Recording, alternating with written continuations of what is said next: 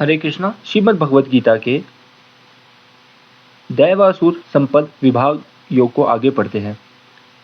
अंततः जब कोई व्यक्ति असुरों के पथ का अनुसरण करता है तब ना तो उसे सुख, सफलता या खुशहाली मिलती है, ना ही उसे आत्म साक्षात्कार के पथ पर प्रगति प्राप्त होती है। तो फिर क्या करना चाहिए?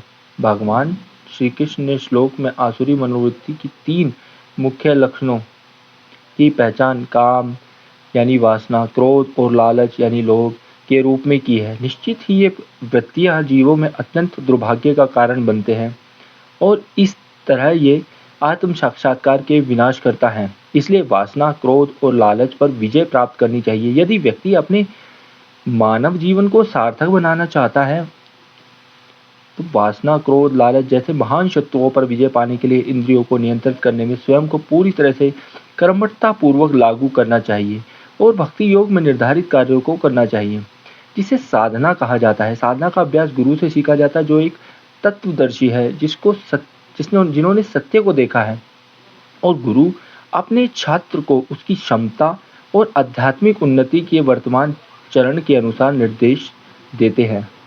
इसके लिए गुरु भक्ति योग में सभी छात्रों को महामंत्र का जप करने और श्री कृष्ण पर मन को केंद्रित करने की सलाह देते हैं। यह प्रक्रिया सभी के लिए शुद्ध और लाभकारी है, चाहे व्यक्ति नौसिखिया हो या बहुत उन्नत हो। हर किसी को वासना, क्रोध और लालच के दुश्मनों को परास्त करने के लिए महामंत्र जाप में संलग्न होना चाहिए और कलयुग के अज्ञान और अंधकार को दूर करना चाहिए। महामंत्र का जाप हमें सारे अवांछनीय आदतों से, सभी अवांछनीय गुणों से, सभी दुखों से मुक्त कर सकता है। महामंत्र का जप करें, कुछ और आवश्यक नहीं। महामंत्र का जप करें और सबसे व्यापक एवं विस्तृत आस्तिक अवधारणा के साथ इस अंधकार में कलयुग में अपने सच्चे जीवन की शुरुआत करें। चलिए हम सभी श्री कृष्ण को नमन करें। ओम तत्सत। अतः व्यास विरचित 7 श्लोकों की श्री महाभारत ग्रंथ के भीष्म पर्व में पाए जाने वाले आध्यात्मिक ज्ञान का योग शास्त्र श्रीमद् भगवद गीता उपनिषद में श्री कृष्ण और अर्जुन के संवाद से लिए गए दैवासुर संपद विभाग योग नामक 16वें अध्याय की यहाँ पर समाप्ति होती है। हरे कृष्णा। 17वां अध्याय श्रद्धात्य विभाग योग। अर्जुन ने कहा, हे कृष्ण, जो लोग श्रद्धा से आराधना करते हैं किंतु वेदों के नियमों का पालन नहीं करते, उनका क्या स्थान है?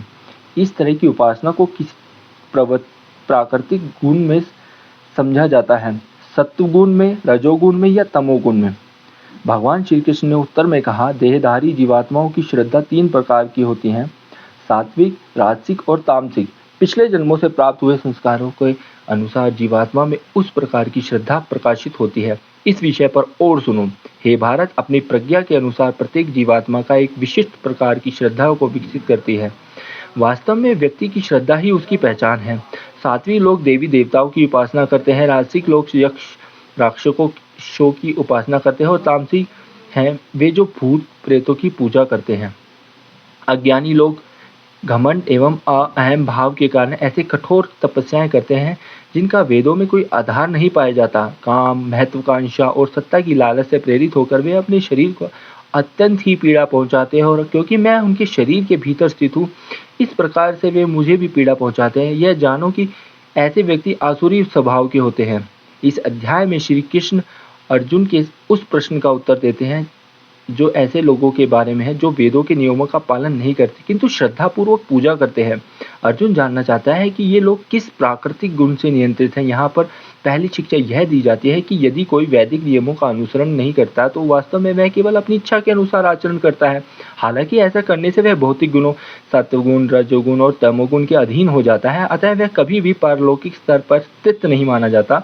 तत्पश्चात श्री कृष्ण आहार, यज्ञ, तपस्या एवं ध्यान का वर्णन करते हुए बताते कि कैसे ये प्रकृति के 3 गुणों से प्रभावित होते हैं और या उनसे जन्म लेते हैं। हरे कृष्णा।